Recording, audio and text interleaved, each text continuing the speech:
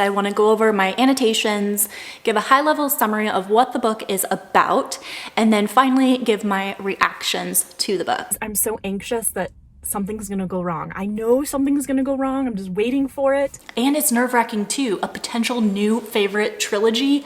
Oh my gosh, I'm on the edge of my seat. I wanted Fitz to tell these people to F off. I wanted to do a spoiler-free overview of the entire Farseer Trilogy.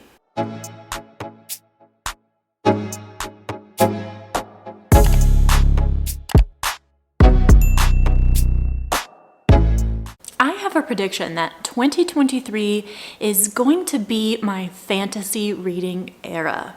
As part of this new journey, I really want to check out the author Robin Hobb, and specifically, I think I'm going to start with the Farseer Trilogy.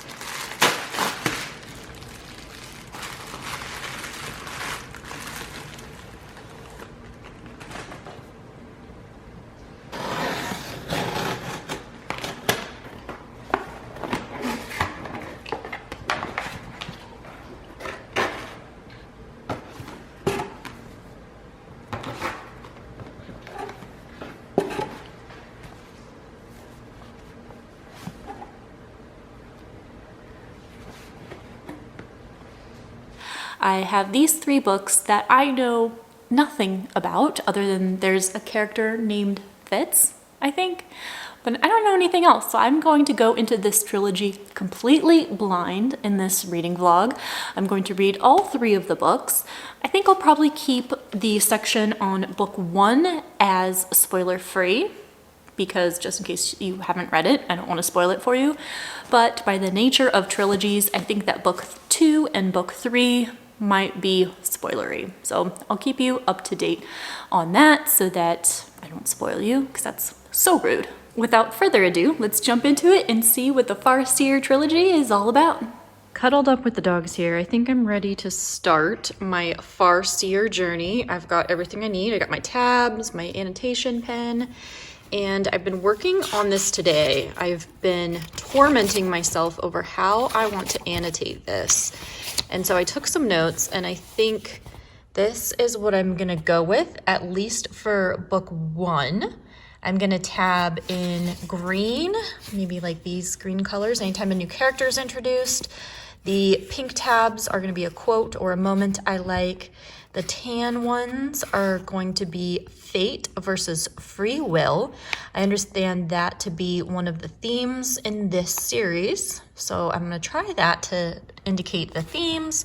And then world building are gonna be these blue colors, because I feel like I'm gonna need to keep track of those. So I think that will be really cute and aesthetic with this book. Hopefully there's lots of blue, because that just kind of goes, right?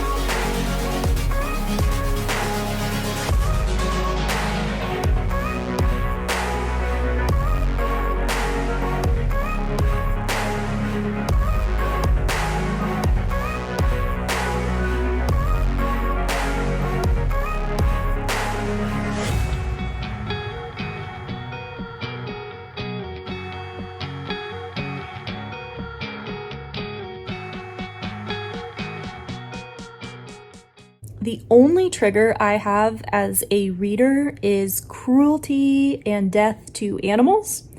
And I've been warned that this series will trigger me.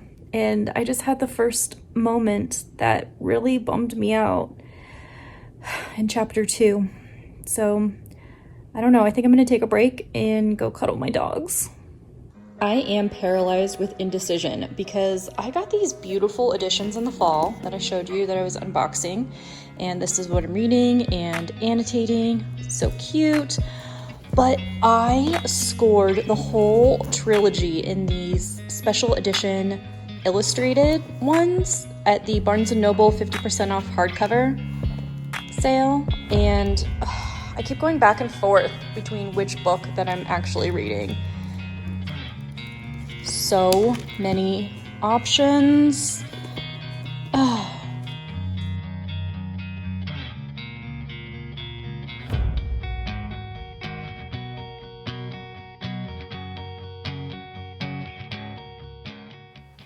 I finished The Assassin's Apprentice, and I think what I want to do is I want to go over my annotations, give a high-level summary of what the book is about, and then finally give my reactions to the book.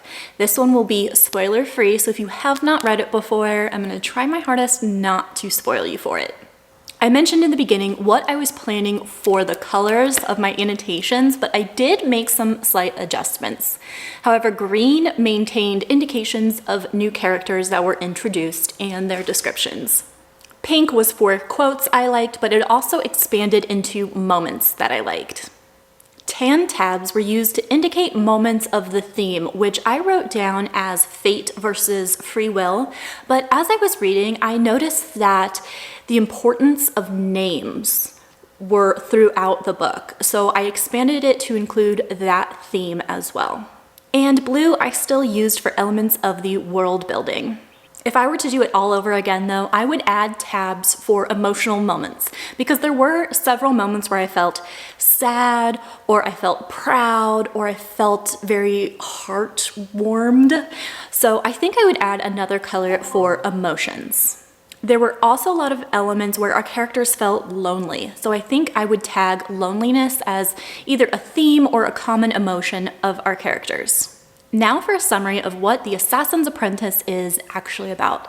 So this starts off with a 6-year-old boy who is left at the doorstep of Prince Verity. He is claimed to be the bastard son of his brother, Prince Chivalry. The boy's father, Prince Chivalry, will not claim him, and you kind of grow to understand why, because if he did, that would put him in succession in line to the throne and cause a lot of danger for the boy. The boy becomes known as Fitz, and the king, who is also his grandfather, takes charge and says that he will be raised as nobility, and also secretly claims that he is going to be trained as an assassin by a man named Chade. Now, Fitz has some magical abilities, which I don't want to spoil for you, but I think they seem super cool. I would like this ability myself, but he's also going to be trained in another magical ability called the Skill.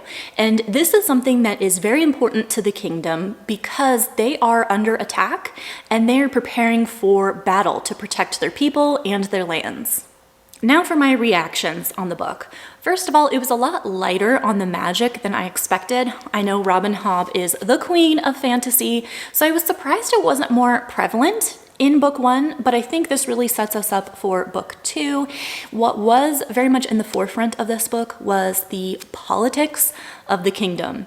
And I actually really enjoyed that because we follow Fitz from 6 years old to I think he's a teenager at the end of the book. And he is becoming very intelligent. He is very perceptive, very intuitive, very smart. So I actually really liked the political elements of this book. The maneuvering was really fun. There were some twists that made it very engaging and exciting. This was an emotional book like I was expecting. I was prepared for that. But at the end, I felt very heartwarmed. And the pacing was very slow, which I thought I'd have a problem with, but I actually found it very cozy and easy to sink into. I wasn't bored at all. There was enough going on in the plot to keep me engaged, but it didn't trigger my anxiety necessarily. There are impending moments where you know Fitz is going to be facing some trouble, but ultimately I thought it was kind of cozy. There were also some great moments of kindness from some different characters that I wish I would have tagged. That's part of the reason why I wish I tagged some emotions, because that did lend to the heartwarming experience that I felt in this book. The lavish writing style of Robin Hobb was another element of this book that I really liked. I think that contributed to what I felt to be a slower paced but very interesting book that I could sink into. And there's a description on page 215 that I wanted to read to you, just as an example. So this is a character description. There is something I have observed about skinny men. Some, like Chade, seem so preoccupied with their lives that they either forget to eat or burn every bit of sustenance they take in the fires of their passionate fascination with life. But there is another type, one who goes about the world cadaverously, cheeks sunken, bones jutting, and one senses that he so disapproves with the whole of the world that he begrudges every bit of it that he takes inside himself. At that moment, I would have wagered that Galen had never truly enjoyed one bite of food or one swallow of drink in his life.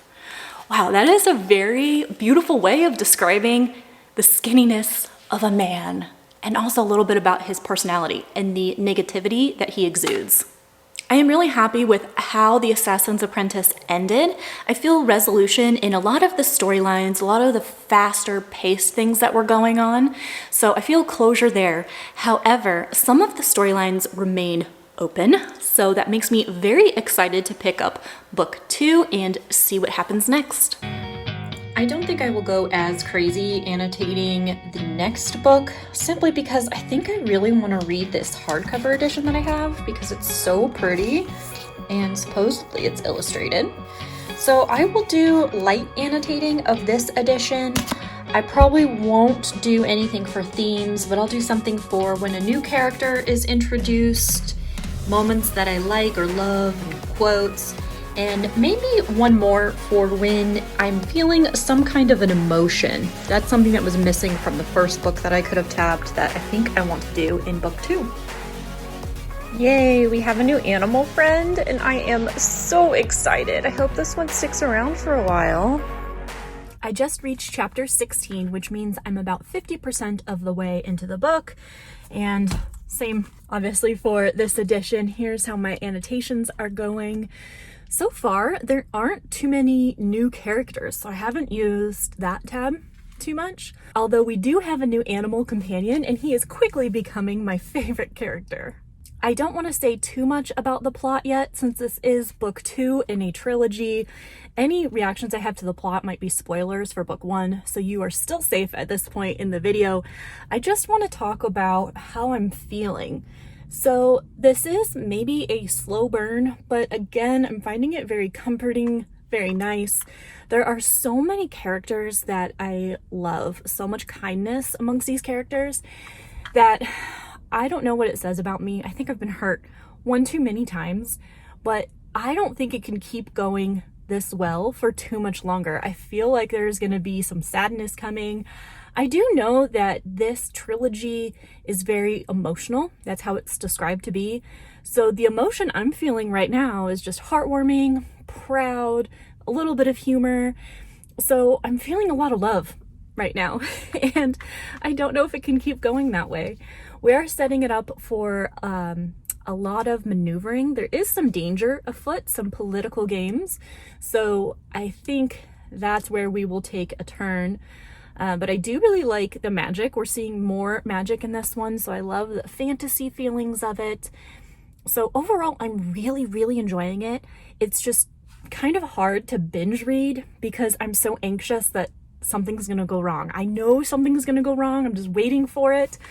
But right now I'm really enjoying the plot. I'm enjoying the characters. It's a nice cozy tone.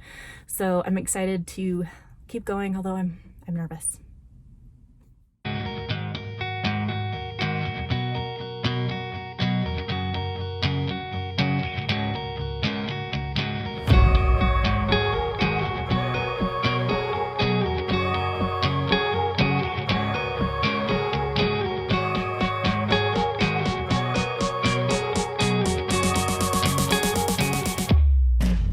I have finished The Royal Assassin, so let's talk about it.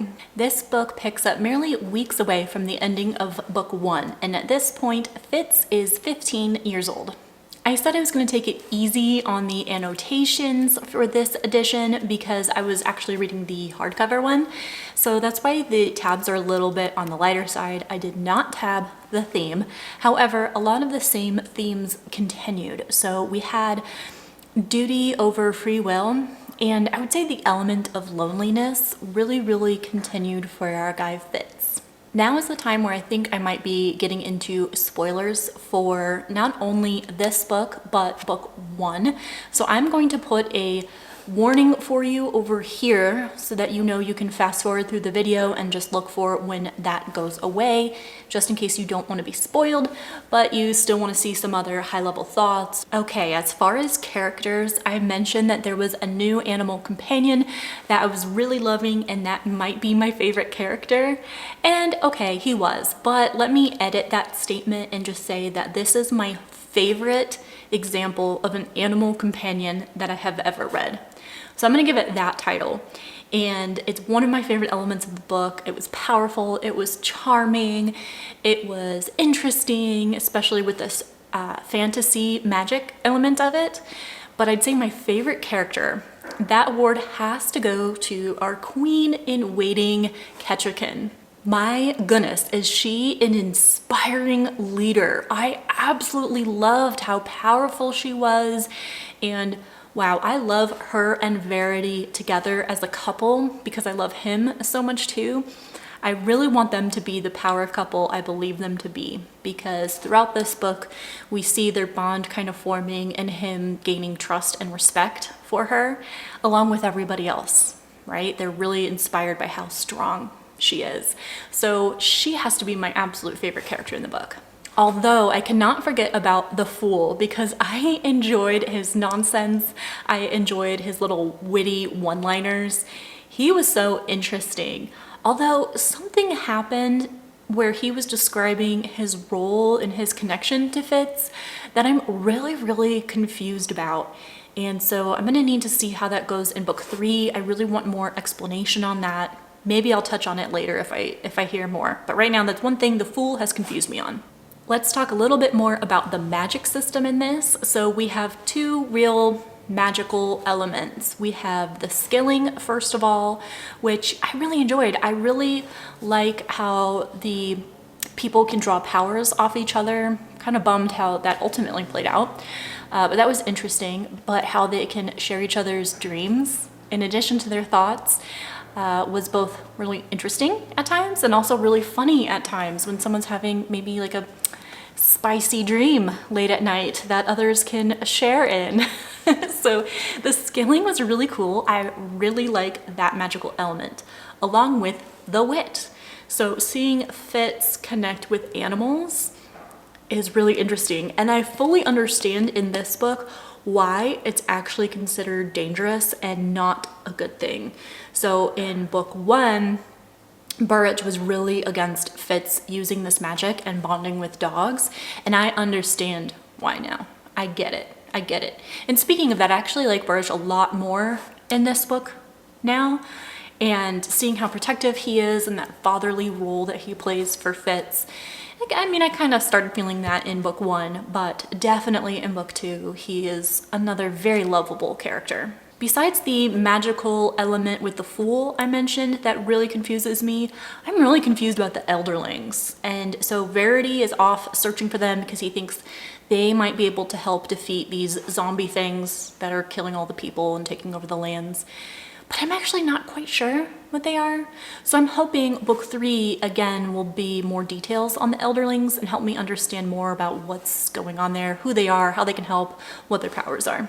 I really loved this book, but there was one distraction that I did not enjoy, and that was the romance element that was in this, which is weird, right? Because I'm a romance reader. I typically love romance, but in this case, I don't think it's needed. I feel like it was a distraction from all the other really cool things that were going on, and I don't really need to read about a hormonal 15-year-old boy, which I really feel like is what this romance was. Because something I hate in romance books are miscommunication tropes or keeping secrets. And that's exactly what's going on here. Like, Fitz is not telling Molly anything about who he really is, what he's really doing, how he feels. Like, he's not being transparent with her at all. So I think the only reason he thinks he loves her is because being with her is an escape from his reality. He doesn't have to face anything. He can be a different person. And I think that's what he's in love with. Not really in love with Molly. not at all. I think it's a very selfish situation. And so if there was anything that was going to knock this book down a star in a rating, it would be that.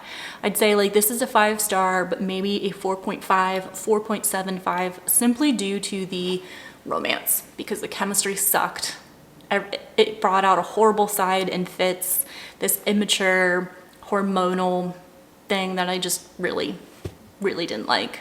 I actually already started book 3, Assassin's Quest, and wow, things are pretty dire right now. It's a very dark tone, very hopeless, and I am nervous because this trilogy could really be a new all-time favorite, but that completely is dependent on book 3 because I want to see some resolution.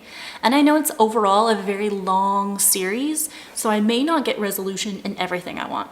If the zombie thing isn't addressed, I'm okay with that.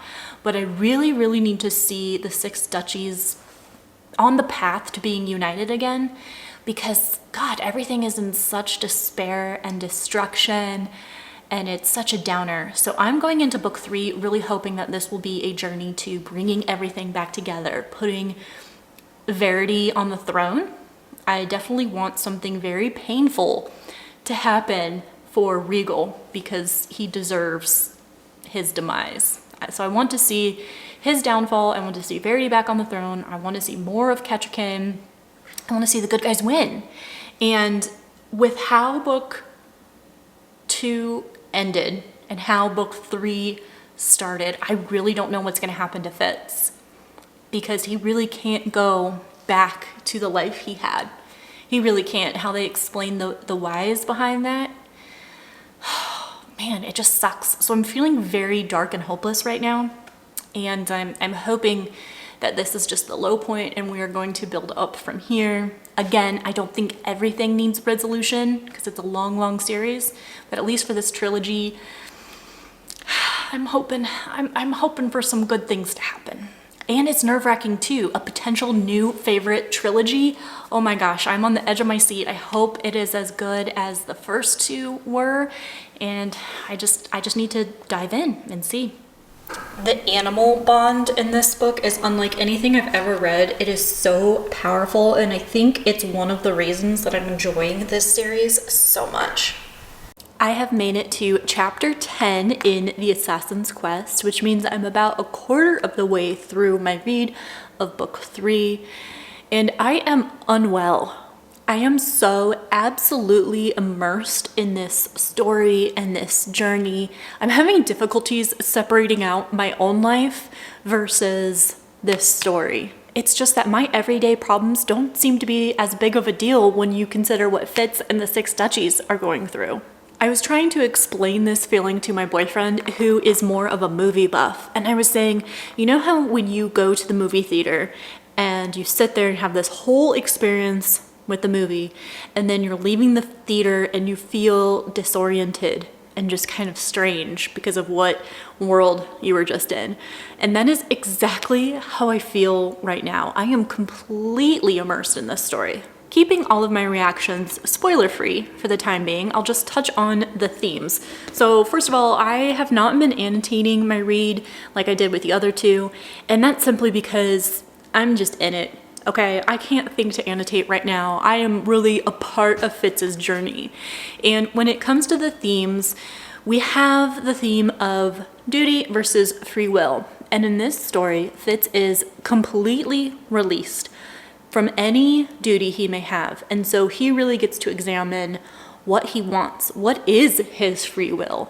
And it turns out it's vengeance. However, I think we'll see Fitz mature and evolve beyond simply getting vengeance against those who wronged him, so I'll have to keep reading to find out. The other thing that has been popping up, I mentioned in book 1, was the importance of names, and that has been popping up again as Fitz is seeking his revenge. He wants those people to know it was him. Fitz Chivalry, the man who caused their demise. That's something that's really important to him. And obviously names have a lot to do with identity, and that fits into Fitz's overall struggle with who he really is. Because right now, he doesn't have to be who he's told to be. He can make up his mind for himself. So who is he now? I've mentioned that loneliness was a very common thing that our characters were going through, and now in this book, Fitz is truly isolated, so he gets to examine his life, and I think he's realizing that maybe he wasn't as lonely as he thought he was back then, but he is most certainly now. Things are pretty bleak right now for the people in the Six Duchies, so the tone is definitely not heartwarming like I've mentioned in the other books, how I felt that way at times. Right now it's very hopeless, so I'm excited to see us get out of this despair. I'm hoping very much for a happy ending, but I don't know, man. I don't see what Fitz is gonna do.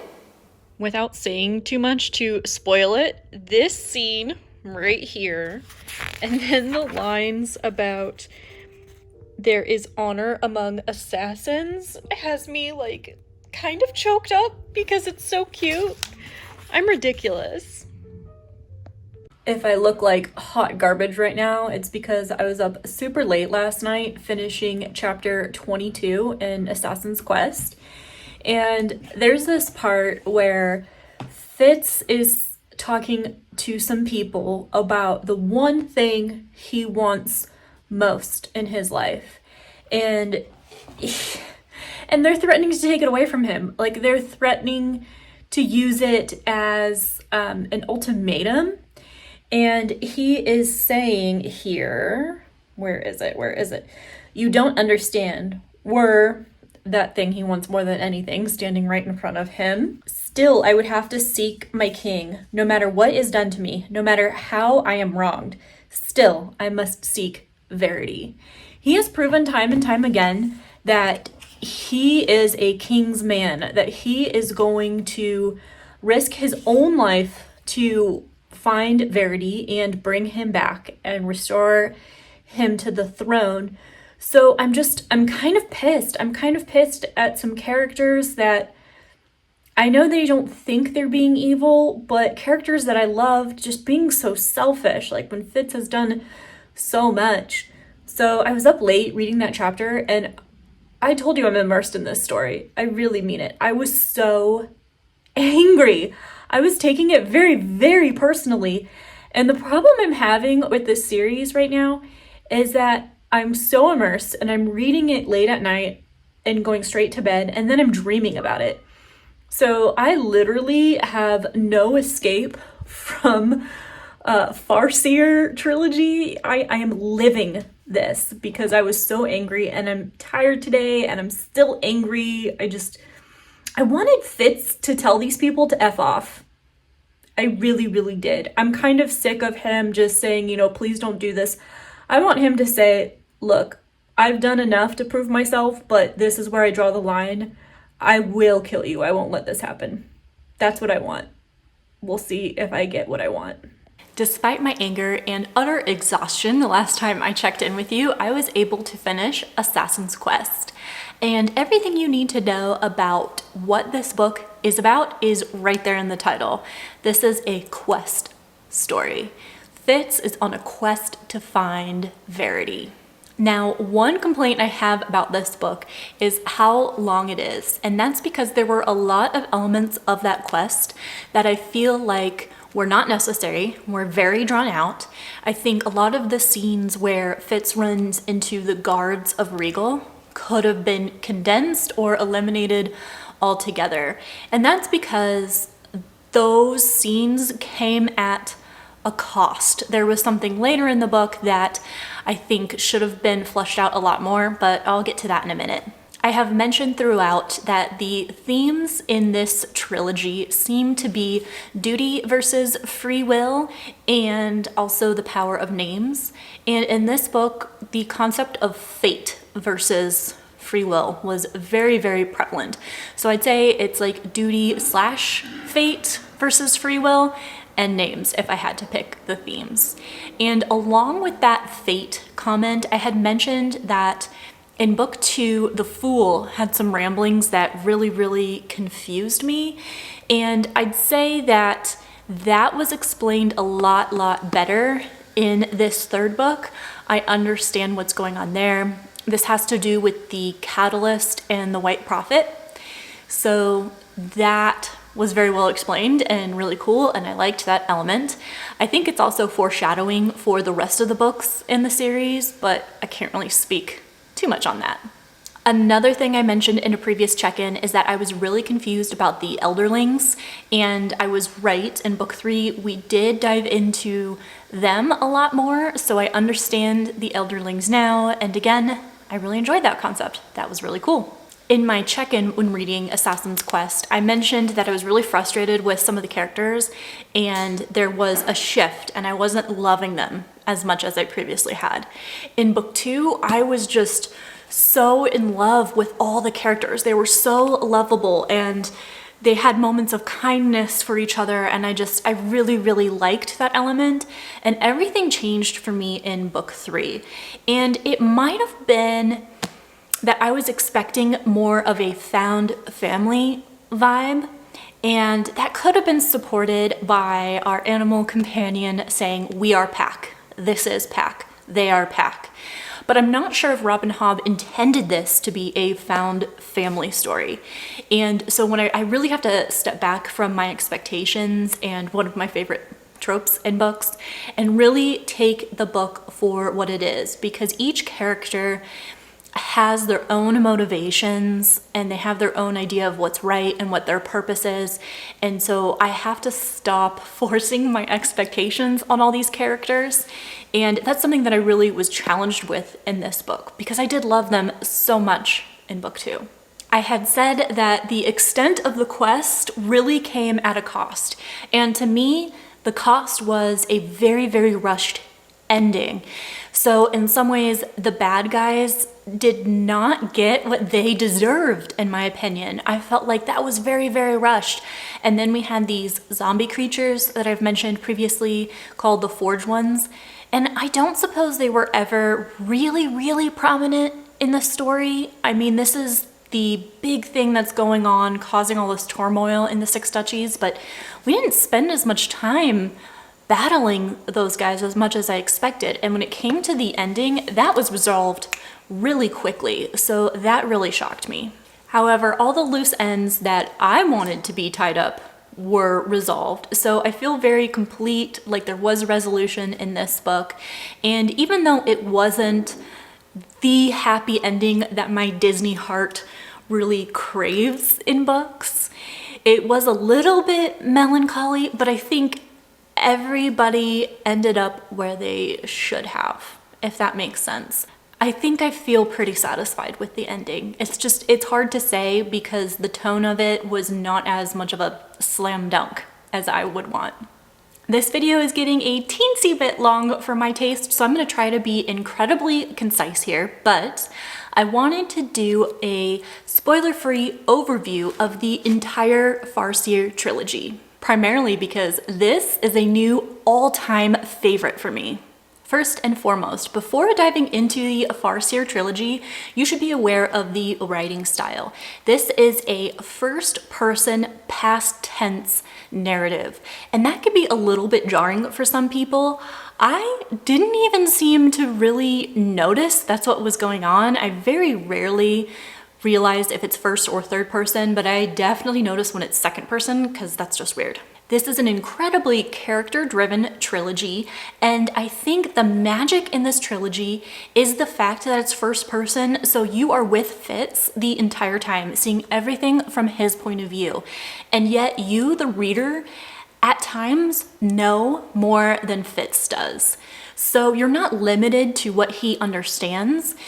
Just because you're in his point of view, you can see other things going on, even if Fitz is naive to what is really happening. And again, even though you're with Fitz the entire time, all of the side characters are incredibly fleshed out.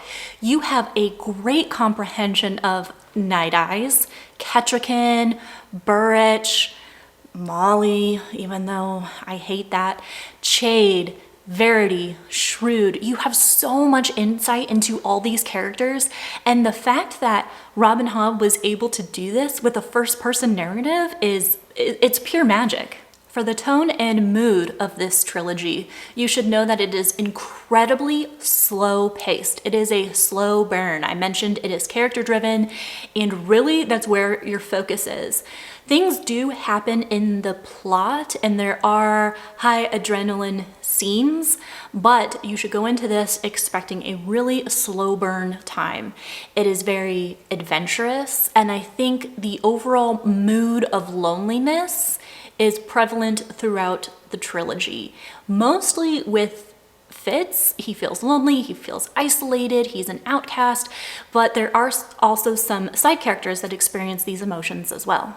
I also mentioned that this is a very emotional trilogy, and I felt a whole range of emotions. I felt frustrated, I felt proud, there was a little bit of humor at times, there was kindness that made me feel very heartwarmed, all these different things. There were difficulties and challenges that our characters faced.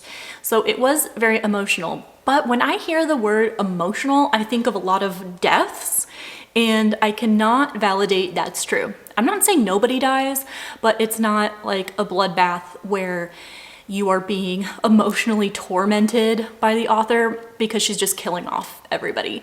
So I was happy to see that, because when I heard this was emotional, that's exactly what my mind went to, and that was not the case. When it comes to the plot and tropes in this book, it is so important that you realize, despite the titles of these books, this is not an assassin's story.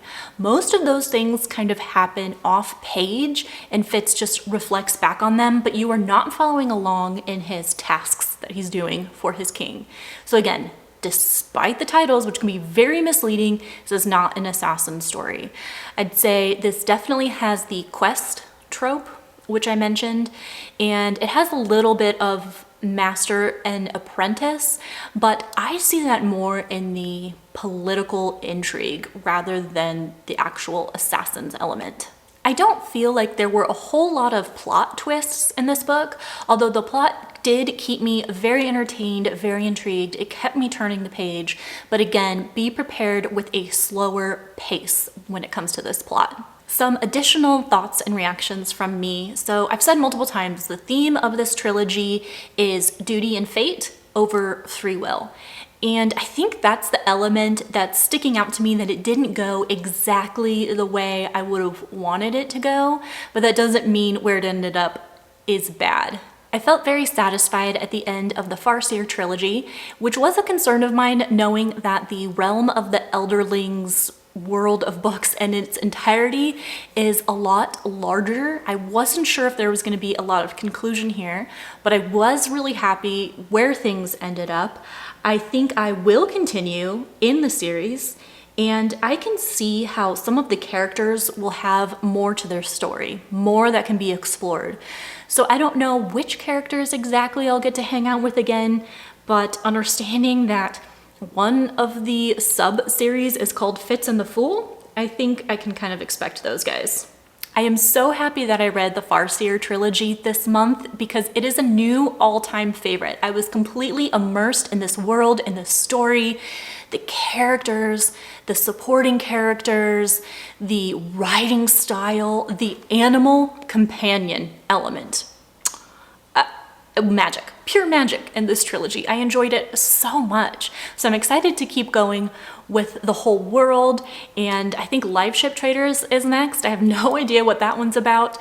I hear it's a little bit more plot driven, so I hear readers either love Farseer or Live Ship, but I'll find out for myself at some point. But right now I need a break because I was so immersed. I need to find myself again after that journey.